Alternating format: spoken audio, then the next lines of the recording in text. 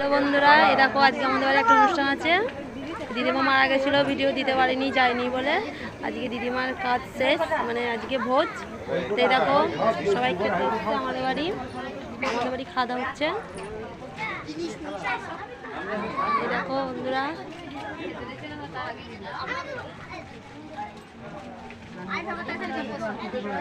ভিডিওটা ভালো লাগলে একটা লাইক করে দিবে, কমেন্টে জানাবে ভিডিওটা কেমন হয়েছে। আর আমার ভিডিওগুলো বেশি বেশি ফলো করবে। এই দেখো রান্না করছে, ওটা আমার বাবা রান্না করছে। আমার বাবা রান্না করে, যার যার রাঁধুনি দরকার কমেন্টে জানাবে।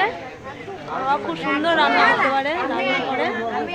আর এই যে তোমাদের দাদা ভাই সবাইকে খাবার দিচ্ছে।